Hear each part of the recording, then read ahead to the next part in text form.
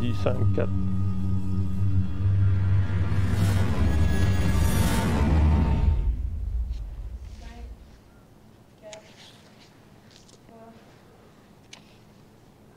Bonjour messieurs, dames, ici Éric Leray de l'émission Occident.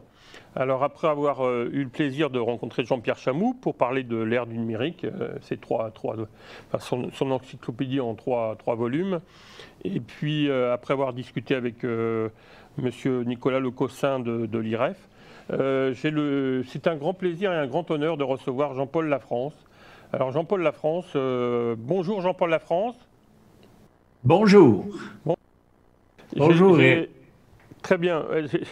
C'est un grand plaisir parce que, en fait, Jean-Paul, je le connais très bien puisque ça a été mon. Enfin, on va dire, on m'a dit master. C'est l'alma mater, comme on dit. C'est un personnage très important dans l'histoire de l'université québécoise et en particulier à l'UQAM, puisque il a été le fondateur du département de communication de l'UQAM. Et il a embauché pratiquement la plupart des professeurs qui sont là. Mais il est surtout aussi un grand érudit et il a produit une bonne vingtaine de livres sur différents sujets, mais en particulier sur le numérique, comme on va le voir. Alors, il a surtout, je voulais insister là-dessus au départ, pour prendre quelques minutes, il est docteur de philosophie, il a un doctorat en philosophie avec un professeur illustre qu'on connaît bien dans le monde de la phénoménologie, Paul Ricoeur. Alors, Jean-Paul, je voulais te poser une question parce que tu fais partie de cette génération des années 70 qui a été formée en France et je voulais savoir si tu penses que... Moi, j'ai été président de l'association des anciens de l'UQAM et Denis Monnière, qui représentait le Québec en France, disait qu'il était là pour redonner le goût de la France aux Québécois. Est-ce que tu fais partie de cette génération et est-ce que tu penses qu'aujourd'hui, les Québécois vont moins en France faire leurs études et qu'ils vont plutôt soit au Canada anglais, soit au Canada tout simplement, enfin, parce qu'il y a un réseau d'universités au Québec de qualité maintenant qui s'est construit ici. Comment on peut expliquer cette différence de génération? Moi, il faut dire que euh, à mon époque, c'est-à-dire que j'ai fini mon cours classique et ma maîtrise à l'Université de Montréal en 1963, il était clair et net que si on voulait faire un doctorat, il fallait aller en Europe et il fallait aller surtout en France. Mais il n'y avait pas seulement des études en sciences humaines, par exemple, il y avait aussi en médecine, par exemple, même en sciences comme telles. Moi, je n'ai jamais pensé autrement que d'aller en France. Mais j'ai assisté à la période, 10 ans plus tard ou 15 ans plus tard, de gens qui ont délaissé l'Europe et sont allés se former aux États-Unis aussi beaucoup, au Canada et évidemment au Québec comme tel. Il faut dire qu'à l'époque, à mon époque, personne ne pensait faire des études euh, autres, des doctorats autres qu'en Europe. Mais ça a changé d'une façon radicale. Par exemple, moi, quand j'ai fondé le département de communication, j'étais le seul et unique professeur. J'avais beaucoup d'étudiants, mais euh, j'ai été obligé très rapidement à engager des gens, des professeurs. Au début, ils venaient tous d'Europe. Mes collègues, on était vraiment plusieurs en sciences humaines, pas tellement en communication, mais en sciences humaines, en philo, en sociologie, évidemment. Euh,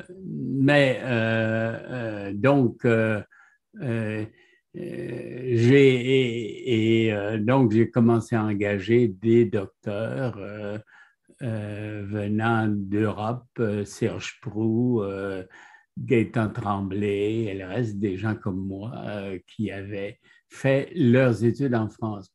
Mais au bout de quelques temps, quand on a élargi le sens du mot communication, parlait de communication humaine et le reste, aux États-Unis, il y avait des facultés et j'ai connu des gens, j'ai engagé aussi beaucoup de gens à partir des années, mettons, 90 probablement, des gens qui étaient formés en communication aux États-Unis. Il faut dire qu'en France, à l'époque, les communications, à part les communications littéraires, ou si je peux m'exprimer ainsi, le journaliste, entre autres, il n'y avait pas de communication. Mais aux États-Unis, il y en avait. On a commencé, nous, on était vraiment, et c'est pour ça qu'à l'époque, on disait qu'on était presque Amérique, qu'on était entre la France et les États-Unis, et on a été très, très rapidement liés d'un côté ou de l'autre. Voilà. Mais maintenant, peut-être que c'est en train de recommencer à aller en Europe parce que maintenant, en France, entre autres, parce que maintenant, il y a de plus en plus de Français qui sont bien formés en communication en Europe. Et comme ils sont très peu engagés chez eux, c'est curieux, mais beaucoup viennent se faire engager ici chez nous. Oui, puis il y a beaucoup d'étudiants français qui viennent ici parce que dans les années 70-80, il y avait peut-être 5 à 6 000 étudiants québécois en France et quelques centaines de Français ici. Mais maintenant, on parle de 12 à 13 000 étudiants français dans les universités québécoises ou canadiennes, mais surtout au Québec, et seulement quelques centaines. Peut-être effectivement qu'il y aura parce que c'est important disons, de valoriser les échanges et de continuer à avoir des liens privilégiés. Mais peut-être que, justement, peut-être que tu fais partie de cette tradition qui aime encore la France. Peut-être qu'aujourd'hui, le Québec est peut-être plus mature et plus indépendant et plus autonome aussi, il faut voir. Et beaucoup mieux apprécié. Nous étions un peu... on a toujours été bien acceptés en France, mais ils nous considéraient comme leurs petits cousins, comme on disait, mais ils nous prenaient peut-être pas tellement au sérieux. Mais maintenant, évidemment, euh, maintenant, évidemment, il y a beaucoup de gens qui sont formés au Québec et il y a beaucoup de Français qui viennent ici aussi. C'est peut-être de se rétablir. Pour finir, c'est quelques minutes avant d'entamer donc la réflexion sur ton livre. Juste sur la liberté d'expression, est-ce que tu as senti aussi une évolution dans cette pratique? On l'a vu avec le phénomène de woke et de l'appropriation culturelle, enfin Mathieu Bock-Côté, etc. Est-ce que dans les années 70-80, il y avait une autre forme de liberté d'expression ou ça a évolué avec la société? Ah, ça a beaucoup évolué. Je veux dire, il y a quelque chose de fondamental qui s'est passé. C'est que autrefois, donc, ça fait vraiment commencer par le journalisme, mais l'arrivée des médias sociaux a fait que maintenant tout est ouvert et c'est une grande... donc, avant ça, on a beaucoup parlé des communications de masse. Maintenant, on parle beaucoup plus des réseaux sociaux et les choses changent d'une façon assez importante. On a juste à voir simplement la guerre en Ukraine, c'est peut-être la première guerre vraiment qui est à l'acte télé de tous les jours où on voit toutes sortes de choses, où il y a un nombre absolument considérable de journalistes qui, malgré le fait que la Russie bloque complètement les communications, par tous les moyens, on sait probablement beaucoup mieux, pas probablement, sûrement beaucoup mieux ce qui se passe en Ukraine que les Russes le savent. Et le reste, ils vont le découvrir par la suite parce qu'il y a une espèce de blocage complet. Alors, toutes ces choses ont changé d'une façon radicale, moi je pense. Très bien. Alors, bon, je vais revenir sur toi parce que j'aimerais quand même montrer l'importance de ta publication. Alors, bon, on dit que tu as été professeur fondateur donc, du Centre académique des communications où tu as œuvré pendant 35 ans. Auteur d'une quinzaine de livres, un nombre important de communications scientifiques et de conférences. Il a enseigné à l'Université Paris 8, à l'Université d'Avignon, à l'Université autonome de Barcelone. On en parlait il n'y a pas longtemps. Il fut consultant aussi pour le CNET de France Télécom, pour la DATAR, pour le gouvernement québécois et canadien. Il fut titulaire de la chaire de communication UNESCO Bell en communication du Canada et membre de la revue Hermès. Alors, j'ai écrit un article là, donc c'est une revue importante. Je me demande si c'est pas... enfin, bref. Et maintenant, chercheur invité à l'Université Paris 8, au Centre de recherche ITEN et sur les nouvelles technologies. Alors je sais aussi que tu as fait des séjours aussi en Chine, en Amérique du Sud et en Afrique. Hein. Oui, oui, par exemple, j'ai à l'heure actuelle 3 livres traduits en espagnol et ça va très, très bien dans ce domaine-là. Donc, je viens encore d'en sortir un dans ce domaine-là. Alors Moi, justement, on va parler du malaise dans la civilisation numérique sous l'angle de l'économie, de l'anthropologie et de la philosophie, aux éditions L'Harmattan, qui vient de sortir donc, en 2022. Alors, juste avant, donc, tu avais publié... Donc, alors, on connaît le livre le plus important en 1982, La télévision, un média en crise, mais tu as évolué donc... pour parler récemment, c'était Promesses et mirages de la civilisation numérique, paru chez Libert en 2017-2018. Sans notion sur la civilisation numérique, Paris, édition de l'immatériel en 2016, auquel j'ai eu l'honneur de participer. Et le numérique et le développement des Suds. La civilisation du clic aussi, un ouvrage très intéressant. Alors, on dialoguait sur le clic ou le touch, mais bon. Les jeux vidéo, ça aussi, tu as une réflexion. Alors, je me rappelle aussi que tu avais organisé ou tu participais, je me rappelle, avec les Chinois qui étaient venus faire un grand festival. Je ne sais pas, bon, est-ce que ça durait combien de temps ce festival? En tout cas, il y en avait un qui était important à Montréal, mais...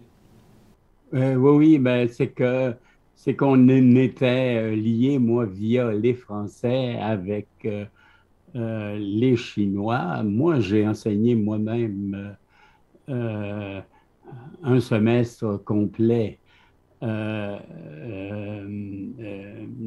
une université chinoise, mais depuis quelque temps, c'est assez... ça ne s'est pas renouvelé parce que la Chine, c'est pas seulement moi qui le dis, c'est refermé de plus ou moins sur elle-même, mais l'événement, je ne me rappelle plus. pardon? Comment il s'appelait l'événement où il y avait plein d'équipes? Attends un peu, c'est que je me rappelle plus, c'est drôle, tu me poses la question comme ça a été assez important. C'est Je nous me qui avons... rappelle, il y avait des équipes de différents pays, et puis je sais que tu avais fait un direct avec l'équipe d'exploration en Antarctique. Oui, oui, oui, oui, oui, exactement. On faisait pas seulement des cours théoriques, mais on avait initié également des sessions de formation comment faire des vidéos, LRS. Je m'en rappelle très, très bien au début avec les gens de Paris 8. Euh, Nous étions là pour leur montrer comment faire. Ils avaient absolument aucune... Ouais, c'était pionnier comme démarche. C'était assez pionnière hein, pour l'époque. Exactement, d'ailleurs. Moi, Il y a 10 ans quand même. Hein. je l'ai fait en Afrique aussi. Les Québécois ont toujours été, par exemple, initiateurs beaucoup des radios locales Tout à en fait. Afrique. On en a Ouais. créé plusieurs parce que nous aussi, on avait commencé bien avant tout le monde. Euh, Le Québec a toujours été à l'avant-garde. Et les Africains, j'ai beaucoup travaillé dans l'Afrique francophone, d'ailleurs, surtout à l'époque, en Côte d'Ivoire, LRS, dans différents, à la fois dans l'Afrique aussi, dans l'Afrique du Nord. On était, avec les Belges d'ailleurs, c'est très curieux, c'est parce que il y avait des développements au niveau des câbles, des réseaux câblés. À l'époque, Et c'était le câble, oui. oui, oui. Et à Bah, tu as été l'époque, un premier. Tu avais écrit un ouvrage qui s'appelait Le câble après la télévision en crise. exactement, c'est que ça, c'est quand j'étais, parce que j'ai fait quelques années de recherche en France, invité par le CNET, le Centre national d'études sur les communications, et ils ne connaissaient pratiquement pas la production via le câble, et c'est nous qui avons ce livre-là était une initiation à ce que l'on faisait au niveau de la production. Moi, je ne travaillais pas au niveau technique, évidemment, mais je travaillais au niveau de la production et je travaillais au niveau des médias plutôt communautaires.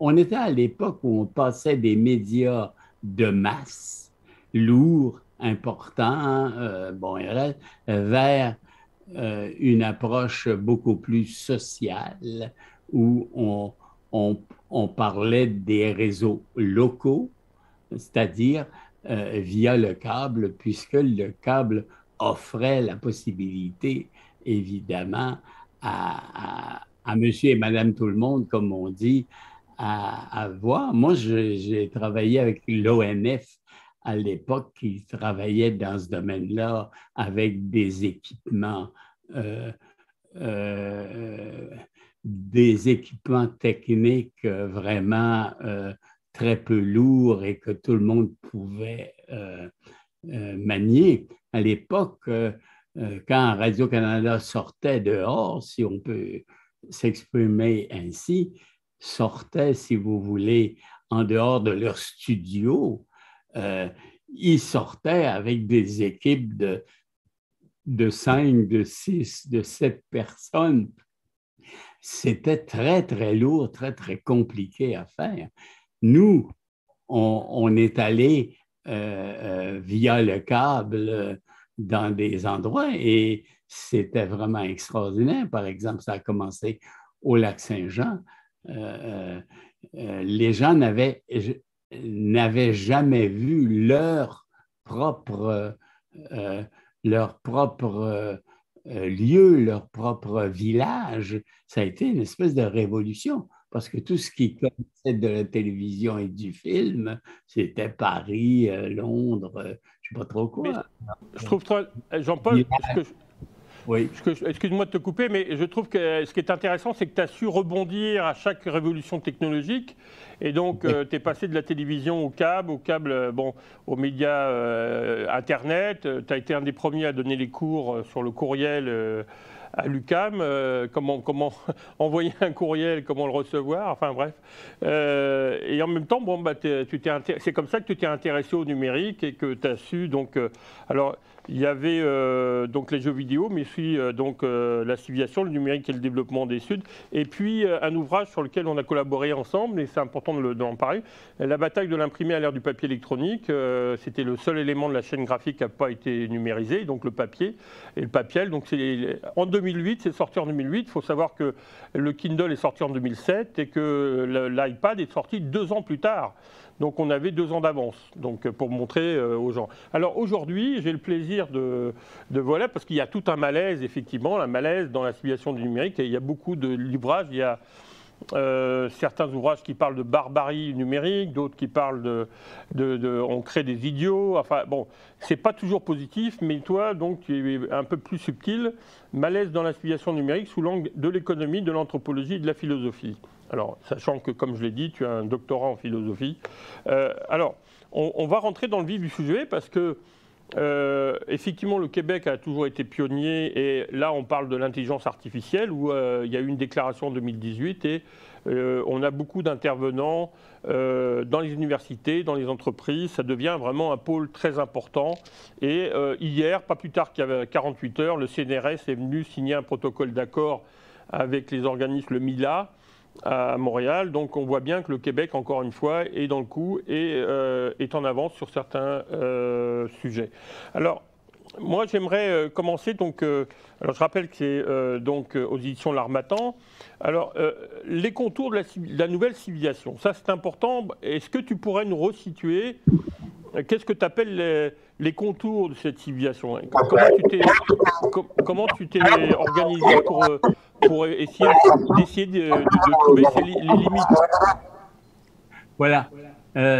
Alors, pour faire bref, ce que j'ai essayé de faire en 3-4 pages, montrer quelles étaient les grandes découvertes de l'ère numérique. Premièrement, allons-y assez rapidement, nous sommes passés d'une économie de fabrication d'objets vers une économie de services. Et ça, c'est extrêmement important. Tout le 20e siècle et le 19e siècle, ça a été vraiment une période où on a fabriqué des objets, des gros et des petits. Bon, par exemple, au début du 20e siècle, ça a été la période de fabrication de la voiture et le reste. Maintenant, on s'intéresse à fabriquer des services et pourquoi et comment nous aboutissons à ce que l'on appelle un capitalisme informationnel ou cognitif. Pourquoi? Parce qu'à la base de ça, il y a évidemment la donnée, nos données personnelles, ce qu'on appelle autrement la data, et c'est un espèce de bien collectif qui appartient à plusieurs. Ça, c'est la première chose. La deuxième chose, la transformation des circuits de communication. Autrefois, on avait des médias de masse. Ces médias de masse s'adressaient à la foule complète, à la masse.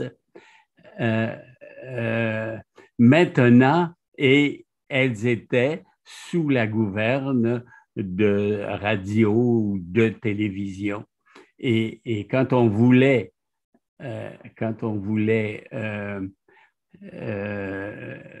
passer à la télévision ou à la radio, il fallait évidemment utiliser ces moyens-là. On avait ce que l'on avait des providers en anglais, c'est-à-dire des sociétés qui étaient responsables. Maintenant, on a complètement changé. On parle de conversation sociale, c'est-à-dire que tout individu pratiquement peut dire quelque chose, donner son opinion et le reste. Vous savez, on rappelle que Donald Trump, d'ailleurs, utilisait pendant la première année à envoyer pratiquement 40 000 tweets à plus de 54 millions d'individus. On appelle ça la conversation sociale. C'est extrêmement important et c'est tellement important que, par exemple, quand je donnais comme exemple que c'est à peu près la première fois que l'on voit en direct une guerre, d'ailleurs d'une sauvagerie absolument incroyable, en direct, grâce aux réseaux sociaux, et que même si les Russes veulent par tous les moyens présenter leur propre version de ce qui se passe, il y a toute une série de moyens via les réseaux sociaux pour savoir réellement ce qui se passe. Et alors, ça aussi, c'est nouveau et c'est important. Évidemment, il y a du bien et il y a du mal là-dedans, c'est-à-dire il y a à la fois la vérité qui sort. Les Russes ont beau nous présenter un discours qui n'a rien à voir avec la réalité, on finit toujours par savoir via les réseaux sociaux ce qui se passe réellement, pourquoi les Russes sont rendus en Ukraine et le reste. Ça, c'est le deuxième point qui est important. Le troisième point, c'est Wikipédia. Qu'est-ce que c'est que Wikipédia? C'est une encyclopédie générale du monde. Et quelle est l'ambition de Google? C'est de documenter le monde. Et ça paraît pas, mais c'est extrêmement important. Tout le monde peut aller sur Google et les étudiants, les jeunes, passent leur temps à consulter une fois, 2 fois, 10 fois, 50 fois par jour telle ou telle notion. On dit d'ailleurs, tout est sur Wikipédia. C'est important de ce domaine. Un quatrième point de vue, c'est la dimension, les transformations dans la dimension du temps et de l'espace dans la vie des personnes. Nous allons aboutir à ce qu'on appelle la réalité virtuelle. On a la possibilité d'aller dans le passé et dans le futur. Bon, par exemple, je vais donner juste un exemple, les jeux vidéo de nos jours permettent à l'étudiant, aux jeunes, d'essayer de voir ce qui peut se passer dans l'avenir comme ce qui peut se passer dans le passé. Un cinquième donnée, c'est tous les circuits culturels en ce moment sont banalisés par toute une série, par les GAFAM ou les BAT. C'est-à-dire que si on veut voir un film, si on veut voir une émission de télévision chinoise, bon, et tout ça, c'est dans des circuits, les produits culturels empruntent les mêmes modèles de développement qui sont définis par quelques énormes écosystèmes dont vous avez sûrement entendu parler. Je dirais américano-chinois, c'est-à-dire du côté de l'Occident, les GAFAM. GAFAM, ça veut dire quoi? Ça veut dire, oh mon Dieu, Amazon, Facebook. Amazon, Facebook, Microsoft, Apple, bon, RS. Et du côté, maintenant, du côté chinois, il y a maintenant les mêmes compagnies, mais elles sont chinois. Je ne vous les nommerai pas, là, mais bon. Puis, il y a ensuite, évidemment, toute une série de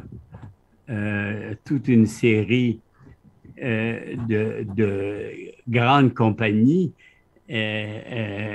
Netflix, bon, YouTube, Spotify et Walt Disney. Maintenant, tous les gens sont obligés de passer pratiquement par ces canaux. Alors voilà que j'ai défini très, très rapidement ce qu'il y a de nouveau dans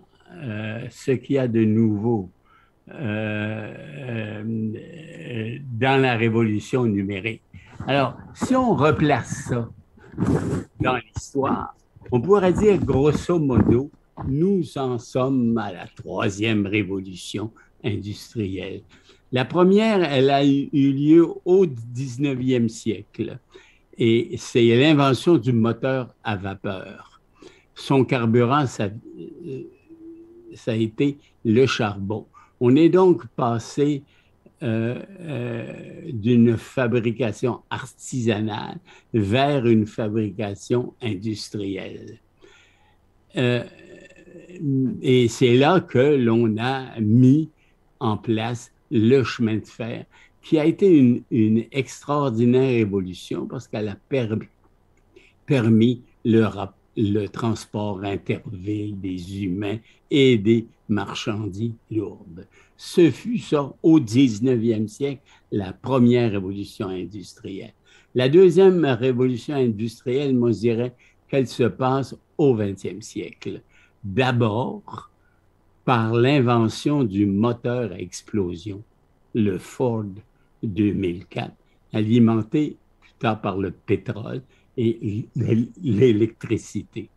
Les plus beaux succès, c'est l'automobile des années 50 et plus tard, l'économie domestique qui s'est trouvée bouleversée par la mise au point de petits moteurs, les ménagères découvrir le frigidaire et toute une foule d'appareils domestiques.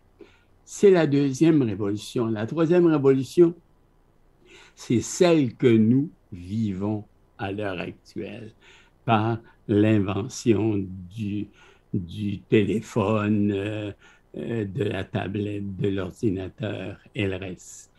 Et la mise au point maintenant des services. Alors, voilà, quand on parle du numérique, on parle de la troisième révolution industrielle et voilà. Alors justement, Jean-Paul, j'en profite. Tu dis que dans la deuxième partie, que cette troisième révolution, ça aboutit à l'automatisation du travail et à la distribution de la richesse apportée par le numérique. Et tu réfléchis pour une nouvelle philosophie du travail. Oui, parce que le fait important des services, c'est qu'on automatise de plus en plus les choses. Et ce qui est drôle à l'heure actuelle, c'est que comme on n'a pas beaucoup de travailleurs, moi, je vais prendre un exemple bien simple. Je viens d'aller dernièrement chez Saint-Hubert Barbecue, par exemple, et maintenant, ou chez Costco, si on veut manger, il n'y a plus personne pour nous présenter un menu, nous expliquer qu'est-ce qu'on peut manger. Il faut tout simplement faire notre commande sur une espèce de tablette ou une espèce d'ordinateur. Voilà, on est même en train d'automatiser la commande et le menu comme tel. C'est important. Pourquoi? Et ce qui se passe, c'est qu'on va supprimer toute une série de travailleurs par la machine. Voilà ce ce qui est en train de se passer à l'heure actuelle. Je pourrais vous donner la liste des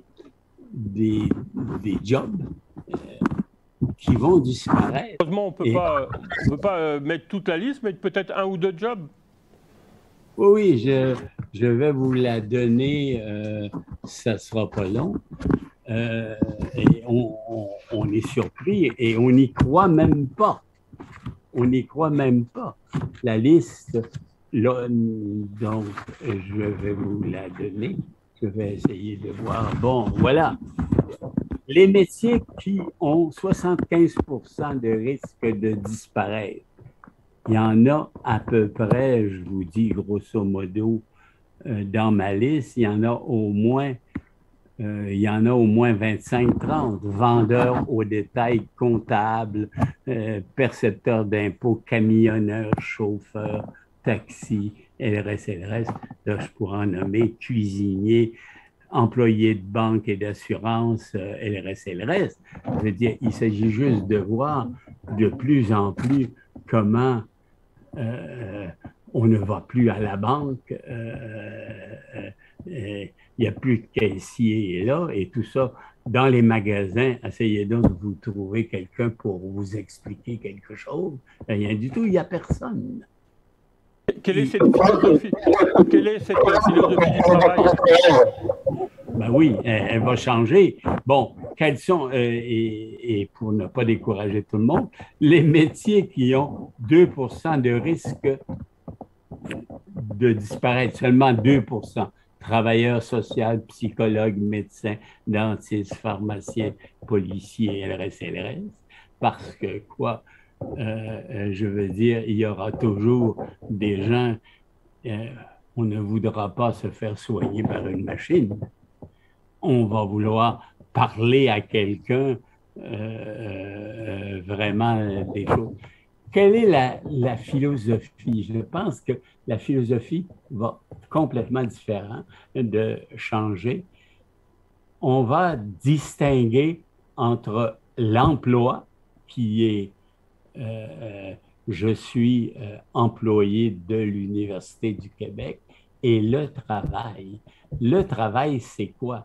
Le travail, c'est moi qui me fais un jardin. Bon, donc, de plus en plus, le travail se restreint. Hein? Là, on en est, ça a été une grande révolution de voir que finalement, on travaillait 6 jours par semaine, ensuite on a travaillé 5 jours par semaine, et là maintenant, les syndicats, ce qu'ils réclament, c'est la semaine de 4 jours. On aura bientôt la semaine de 3 jours. Qu'est-ce qu'on va faire autrement? Qu'est-ce qu'on va faire quand on aura, pour prendre un exemple, la semaine Jean-Paul, tu expliques que pour ça, pour s'adapter, il faut une révolution intérieure. Oui, mais en tout cas, je termine en disant ce point-là, vous le verrez, je pense que c'est assez clair.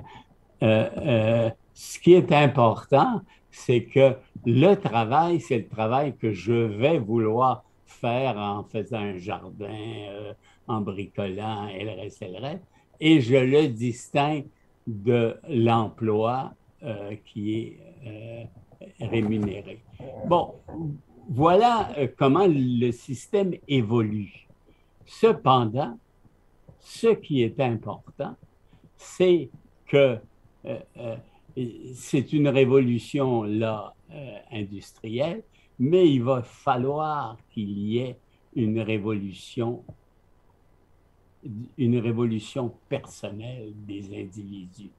Là, on est en train de dire on ne pourra rien faire si les gens ne retournent pas en eux-mêmes et sont capables de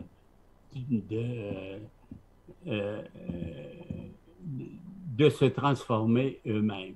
Moi, j'ai beaucoup travaillé dernièrement sur la philosophie grecque ancienne. avec Platon, que vous connaissez, et tous les stoïciens, bon, et le reste. Pourquoi? Parce que, pourquoi? Qu'est-ce qu'ils ont découvert, eux? C'est que ce qu'il faut transformer, c'est l'homme avec un grand H. L'homme, il faut qu'il puisse contrôler ses passions. Pour les Grecs, la philosophie, ce n'est pas des grands systèmes comme on les a connus au 18e siècle et le reste. C'est le contrôle des passions. Le contrôle des passions. Et ça, on est à l'heure actuelle, le capitalisme nous pousse à aller toujours de plus en plus loin, de plus en plus, à travailler de plus en plus.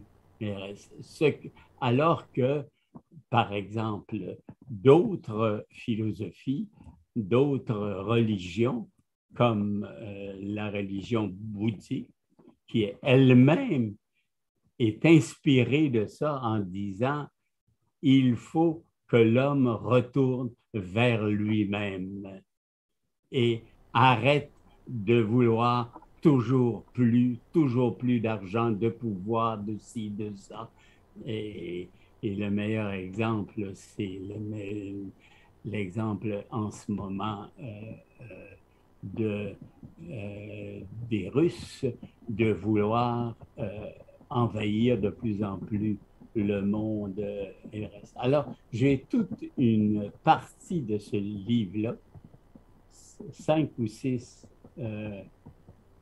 sur la philosophie, le miracle que j'appelle de la philosophie grecque ancienne.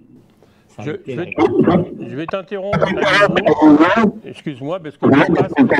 Tu dis effectivement revenir sur soi-même, mais tu dis qu'il y a aussi le danger de ton livre sur les dérives du transhumanisme et la tentation de l'homme à devenir Dieu. Oui, oui, oui, oui, oui. Qu'est-ce que c'est que le transhumanisme? C'est l'idée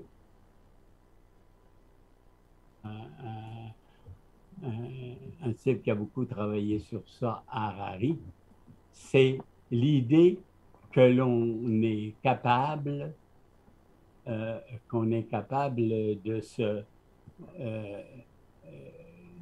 transformer par la technique. Par exemple, qu'est-ce que ça veut dire? Hein? La grande illusion du transhumanisme ou du post-humanisme, c'est de vaincre la mort, qui est la grande révolution. Comment vaincre la mort? Il y a un livre célèbre qui s'appelle « Tuer la mort ». Comment faire? On fait cette idée que notre cerveau fonctionne et qu'on pourrait et on pourrait, par toute une série de techniques, se lier, on pourrait mourir, on pourrait se débarrasser de notre corps qui est malade, qui est faible, qui est bon, et reste, en se greffant, si je peux m'exprimer ainsi, à un ordinateur super puissant, ce qui est une illusion absolument fondamentale d'être capable de faire ça. Parce qu'un ordinateur, c'est pas un homme, c'est pas une femme, c'est pas un être. L'homme a une conscience et la machine ne peut pas avoir de conscience. Elle peut faire toutes sortes de choses, toutes sortes en fait, c'est une machine à additionner. On est capable de lui demander beaucoup plus que ce que l'homme est capable de faire. Hein? Alors, Jean-Paul, je vais être obligé de te couper encore. Elle-même. Jean-Paul, excuse-moi. Oui, je vais te demander de conclure parce que c'est important ce que tu viens de dire. Mais tu dis qu'il faut transformer la civilisation numérique en un humanisme. Alors, explique-moi par rapport à ce que tu viens de dire, cette prétention de l'homme à vaincre la mort. Comment on peut transformer cette civilisation en un humanisme, pour conclure? C'est-à-dire que la grande question de la civilisation numérique, c'est ou bien donc on s'en va vers des catastrophes absolument incroyables avec des idées complètement fausses comme vaincre la mort, comme se lier à l'ordinateur. Par opposition à ça, il va falloir, et c'est pour ça que je reviens à la philosophie grecque en disant c'est malsain, il faut retourner chez soi, il faut un type comme